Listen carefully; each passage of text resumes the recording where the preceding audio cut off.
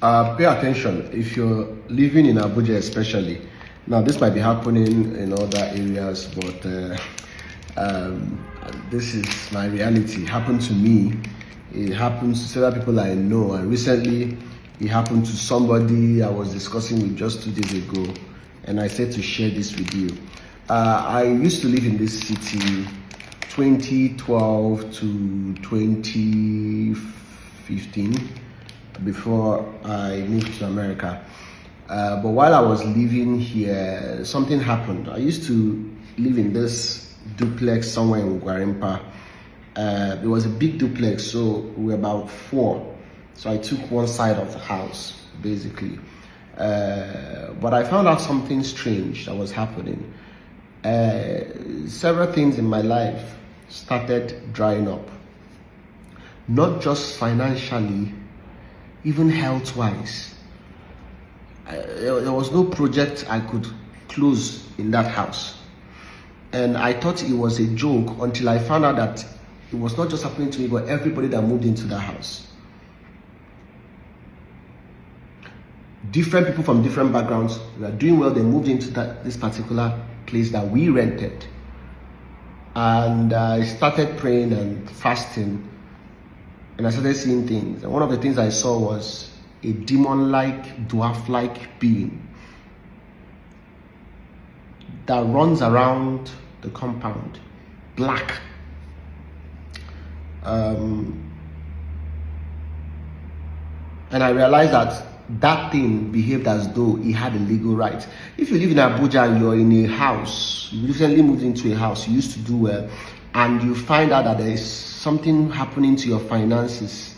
Prior to that, you were fine. When you move out of that house, maybe you travel, things open up, and when you come back, that thing closes. Move out from that house, there is something wrong with the foundation.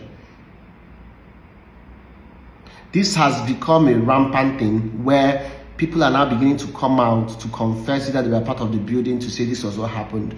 In this particular case, that particular foundation that we were in, something was buried there, alive. And when we did more research, we found out that it was even a politician that happened to be very diabolical. You don't just move into a house without doing a research. You don't just move into a house because it's fine.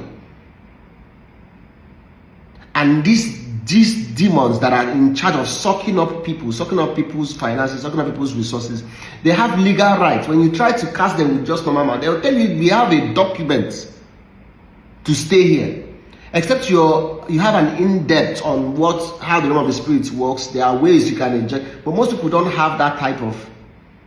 So if you're living in a place and you find out that since you moved into that place, you're fighting with your wife, your finances have closed, you're always having health issues, there is something wrong with the territory. There is something, there's something called principalities and powers in heavenly places. There are influences. That is why there are houses you go to, you notice that there is sadness and depression, and there's just something in the air that you can't explain. There are also areas you go to, you find out that this place you can breathe, there is air. Not like there is no air in the other place, but it's like you're choking spiritually.